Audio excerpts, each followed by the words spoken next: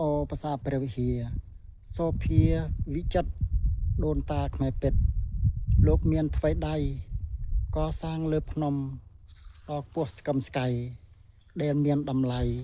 មិនអាចពណ៌នា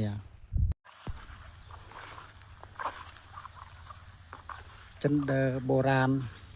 ទិសខាងជើង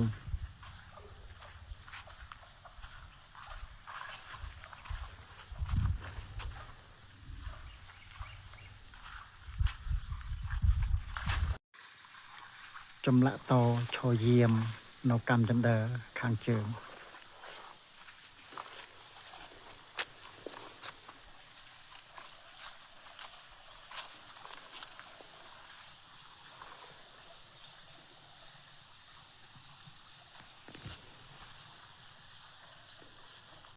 មកដល់ប្រាសាទព្រះវិហារ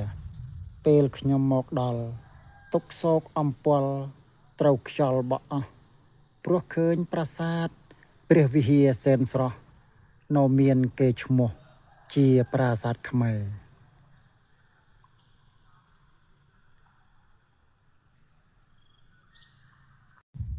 ទេសភាពស្រស់ស្រង់សែនមនោរម្យផ្កាថ្មឈូក្រពុំលើភ្នំព្រះវិហារ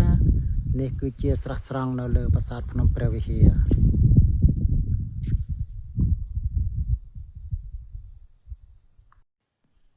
ស្ពានហាលពីគោប្រាក់ទី5ឆ្ពោះទៅកាន់គោប្រាក់ទី4នៃប្រាសាទភ្នំព្រះវិហារ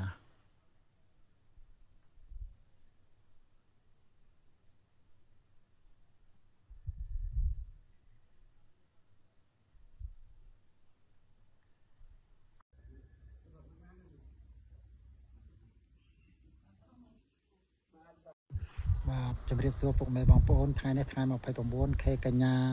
ឆ្នាំ2025បាទវេលាម៉ោង 10:35 នាទីថ្ងៃបាទមេឃលើភ្នំប្រាសាទព្រះវិហារគេថាចុះអាប់ខ្លាំងបាទ